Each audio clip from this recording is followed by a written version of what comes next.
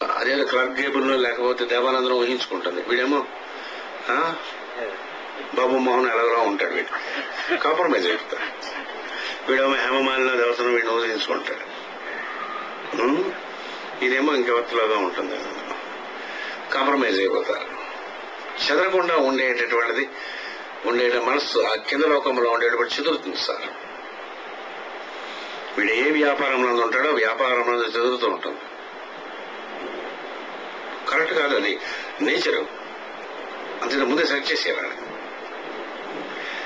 ఇలాగ మనం ఎవరినైతే కలుస్తాం వారి రకముగా ఉంటాం. ఇష్టం కావాలంటే మీరు వెళ్ళి చూసుకుని ఇంటికి వెళ్ళి. అంటే ఏంటి, మీ మనస్సు ఒక 100 మంది కట్టి విప్పినటువంటి చీరలాగా సాయంత్రానికి ఉంటుంది.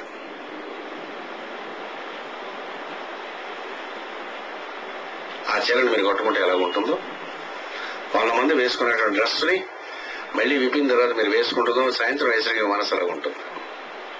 అది చిత్తవృత్తి అంటే. మన దగ్గరకు వచ్చి అవతలవాడు మాడాలి తప్ప వాడు మనం ఇన్ఫ్లుయెన్స్ చేయకూడదు సార్. అది యోగం అంటే. యోగం మనందు శుద్ధుడు అయినటువంటి వాడు, సమాధి ఎందు ఉండేటటువంటి వాడు ఏం చేస్తాడు, ఎవడొచ్చినా సరే వాడిని మారుస్తాడు. సివి గారు అండి, ఈకే గారు అండి, రమణ మాస్టర్ అండి. రమణ మాస్టర్ దగ్గర రాష్ట్రాలకు వెళ్ళిన వెంటనే ఏంటవుతుంది, బుర్ర పనిచేయదు, ఆయన బుర్ర పనిచేస్తుంది. ఈకే గారు ఉన్నప్పుడు అలాగే ఉండేది. ఆ కూర్చున్న సేపు ఎంతో హాయిగా ఉండేది అన్నమాట. ఏం చెప్తుంటే వినేయడం, తర్వాత ఇలా ఉప్పును ఇంటికి వెళ్ళిపోవడం. కొన్నాళ్ళకి ఆ గురువు యొక్క స్పర్శ వల్ల మనం కూడా మారడం మొదలుపెడతాం. మ్యాగ్నెట్ దగ్గర ఐరన్ పెడితే మ్యాగ్నెట్ అయిపోతుంది. దానికి యోగం చర్చ చేయాలి. అది ఒక్కటి సరిపోదు. మళ్ళీ పడిపోకుండా ఉండడానికి కావలసినటువంటిది యోగము చేసుకుంటూ ఉండాలి. యోగం ఏం చేయాలి, చిత్తవృత్తి నిరోధ. మనస్సు ఇంద్రియములో ఉండేటప్పుడు విరిగిపోయి అనేక రకములుగా ఉండి దాని ఇష్టం వచ్చినట్టుగా పైన ఉండేటటువంటి బాక్యమైనటువంటి సన్నికర్ష వల్ల చిత్తం అనేక రకములుగా భ్రమలకు లోనై ఉంటుంది. ఇందులో వీడికి పూర్వజన్మ నుంచి తెచ్చినవి, పెద్దవాళ్ళు చిన్నప్పటి నుంచి పెంచి పోషించినవి కొన్ని కోరికలు ఇవన్నీ ఉంటాయి. పుట్టగానే ఏం చేస్తారు, అయితే ఇంజనీరింగ్ చదవాలి, లేకపోతే ఎంబీబీఎస్ చదవాలి, ఎంసెట్ రాయాలి. అది అయిపోయింది అనుకోండి. ఎంసెట్ రాయకపోతే ఏమిటైంది అన్నట్టు కొంచెం జీతం పోయినట్టుగా విధాలకి కామన్ సెన్స్ ఉండదు. అలాగే గురువు చేస్తారు ఆ చిల్లరని. అది పోయేసరికి వాళ్ళు దిగులు చెంది, వీడియో దిగులు అంతా మొహం ఇలాగ అయిపోయాయి.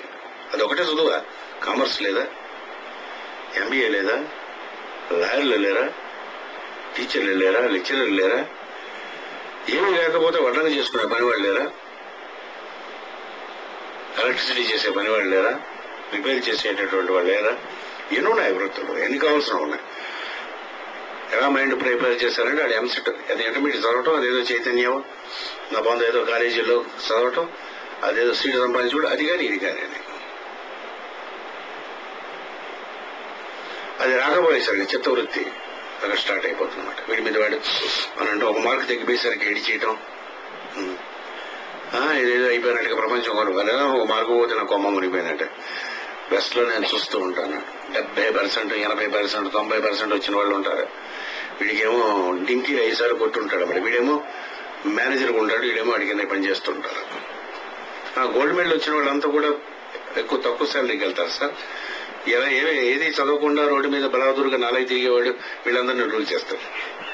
ఏ చదువు చదవని వాడు అలాగే ఉంటుంది కాబట్టి. అంజయ్య ఏమి చదివాను,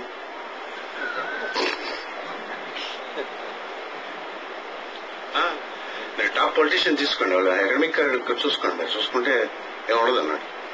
ఏదైనా చదివితే అందరూ ఉద్యోగం చేస్తున్నాడు, పొలిటీషియన్కి పనికి రాడాడు. వీళ్ళందరూ వీడి దగ్గర ఐఏఎస్ వాళ్ళు, వీళ్ళంతా వాడి దగ్గర ఎంప్లాయీ ఉంటారు. లాలూ ప్రసాద్ గారు ఏమి చదివాను, గొడ్లను కాచాను. ఇప్పటికీ ఆయన గుడ్డు కాచుకుంటాడు. కొలవృత్తి మానలేదండి ఆయన. వాళ్ళ ఆయన రోజు ఆవులు గేదెలు కూడా ఉన్నాయి ఆయనకి. 15 మంది ఎంతమంది పిల్లలు ఉన్నట్టుకున్నారు ఆయన. శుభ్రంగా పశువులు పెంచినట్టుగా ఆయన పిల్లల్ని హాయిగా పెంచుకుంటే హాయిగా ఉంటాడు అన్నమాట.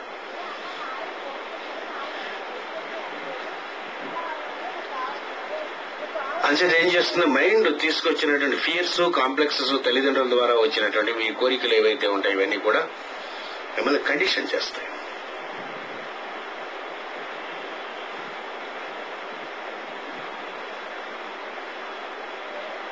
నువ్వు చూసి వీటి రసాలు బాగుంటాయి. అక్కడి నుంచి పడమడి నుంచి వచ్చినటువంటి వాళ్ళు, కాకాని నుంచి వచ్చినటువంటి వాళ్ళు రసాలు తినడానికి పుట్టి పెరిగారు. వాళ్ళు విజయవాడ, గుంటూరు మంచి రసాలు, చక్కనైన పెద్ద రసాలు, చిన్న రసాలు తింటారు. విశాఖపట్నంలో దొరకవు. ఏడు దొరుకుతాయి? మాస్టర్ గారు సోనరేఖ అంటారు. అంటే అక్కడ పొందులు తింటాయిట, కోతిముట్టి పండ్లు అనేవారు. మాకు అవే మహా అమృతమైనటువంటి పంది అనమాట. ఇక్కడికి వచ్చినప్పుడు మనం రసాలు తినలేదని దిగులు పడకూడదు, దొరకవు అంతే, ఇవే తినడం అంతే. మైండ్ దానికోసం కండిషన్ చేసుకోవటం అనేటటువంటి ఒక దుర్బుద్ధి ఉంటుంది మనకి.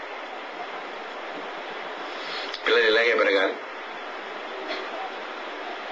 ఎలా పెరగాలో వాళ్ళు, మీరు ఏం చెప్పినా సరే మీరు లేనప్పుడు వాళ్ళు అలాగే ఉంటారు. ఇంత మీరు డిసిప్లిన్ అయిన తర్వాత, మీరు బయటికి వెళ్ళిన తర్వాత వాళ్ళు ఏం చేయాలో వాళ్ళు చేసుకుంటారు. మీ ఇంటి దగ్గర కొంచెం యాక్ట్ చేస్తారు, ఎలా పడాలో వాళ్ళకి తెలుసు. మార్గం, యోగ మార్గం అనేటటువంటిది సనాతనమైన మార్గం వాళ్ళకి ఇచ్చేయాలి. ఏది చేయకూడదు వాళ్ళు చెప్పకుండా ఏం చేయాలో చెప్పాలి. చెప్పుకుంటూ వెళ్ళిపోయిన తర్వాత వాడికి అందులో నచ్చినట్టు సెలెక్ట్ చేసుకుంటాడు. వాడు ఏ రకంగా వికాసం చెందుతాడో మనకి తెలియదు. పిల్లడు ఆ పిల్ల ఎందులో వికాసం చెందుతుందో మనకి తెలియదు. కండిషన్ చేస్తాయి. మనకు ఉండేటువంటి ఐడియాస్ వాళ్ళ మీద ఇంపోజ్ చేసేస్తాం. ఇవి వాళ్ళ మీద యాక్ట్ చేస్తుంటాయి. పాప చిన్నపిల్లల నుంచి అలా చెవిలో జోడిగిల్లాగా కొట్టుంటే 75% రావాలి, 75%, 74 వస్తే కొమ్ముడిపోయిందా? మా చిన్నప్పుడు 60 ఇచ్చినా గొప్ప పడిపోయేవాడు మేము. అంటే అప్పుడు అంతకన్నా ఎక్కువ ఇచ్చేవాడు కాదు.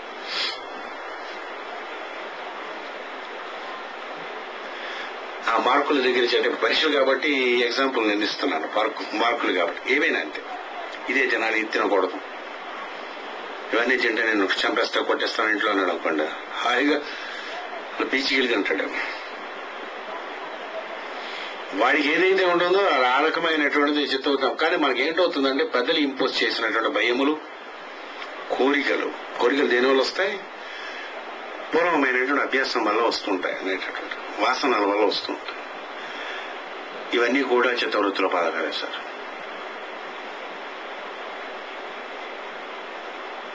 అంతే కదా. మనం అనుకున్నట్టుగా అవతల బిహేవ్ చేసేసరికి మన బిహేవియర్ వచ్చేస్తుంది సార్. బ్లడ్ ప్రెషర్ వస్తుంది. మీరు ఏం చేసినా సరే వాడు ఎలాగున్నాడు వాడు అలాగే బిహేవ్ చేస్తాడు. మీరు చెప్పాడు బిహేవ్ చేయడం, వాడు ఎందుకు చేయాలి? వాడికేమి, వాడి ఫ్రీడమ్ లేదా? మీరు అనుకున్నట్టుగా వాడు బిహేవ్ చేయలేదనేటటువంటి దాని వల్ల మీకు కోపం వస్తుంది. చిత్తవృత్తి అన్నట్టుగా మీరు అనుకున్నట్టుగా మీ ఆవిడ వంకాయ కూర ఉండకపోయేసరికి కోపం వచ్చింది అనుకోండి, చిత్తవృత్తి. మాస్టర్ గారు ఇచ్చినటువంటి ఎగ్జామ్స్ బ్యూటిఫుల్ గా ఉంటారు. చక్కగా నవనవలు ఆడుతున్న వంకాయలు తీసుకొచ్చాడు. ఆవిడేమో అరటిగా ఉండింది. నేను వంకాయలు తీస్తే ఫ్రెష్ గా ఉన్నటువంటి నువ్వు వండలేదా అనేసి కోపం వచ్చి వెళ్ళిపోయాడు ఇక్కడికి ఆఫీస్కి. అక్కడికి కార్యక్రమం శుభ్రంగా ఈవిడేమో అశుభ్రంగా అరటిగా కూర తిని సాయంత్రం ఏమో వంకాయ కూర కూడా రెడీ చేస్తున్నాడు. కోపం పుసుమని వెళ్ళిపోయాడు. వెళ్ళి ఎవడు తింటాడు? మూరి మిక్సీ తింటాడు, అంతేగాని తింటాడు. దారిలో శుభ్రమైన భోజనం పెడుతూ ఉండేటువంటి చేస్తూ ఉంటే కోపం వచ్చి వెళ్ళిపోయాడు కూడా మూడి మిక్సీ తింటాడు. సరే, మిరపకాయ బజ్జీలు,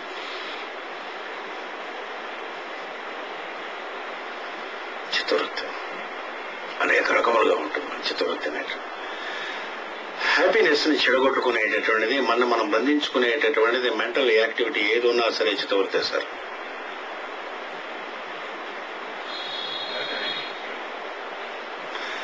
సాధనలోకి వెళ్ళిన తర్వాత మనకి తెలుస్తుంది ఎన్ని తప్పులు చేస్తున్నాం మనం.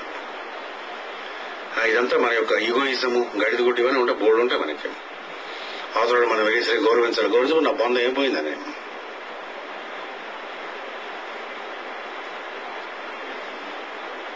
ఏమైందని నష్టాన్ని ఇచ్చినటువంటి ఎగ్జాంపుల్ ఎంత బాగా నచ్చుతుందో ఎన్ని సభల్లో చెప్పానో నేను, వరల్డ్ మొత్తం చెప్పాను. వాడెవడో వచ్చి రాత్రి 9:30 వచ్చి నువ్వు దొంగ వేధాలని తెలిసి ఇంటికి వెళ్ళిపోయి హాయిగా వాళ్ళ ఆవిడతో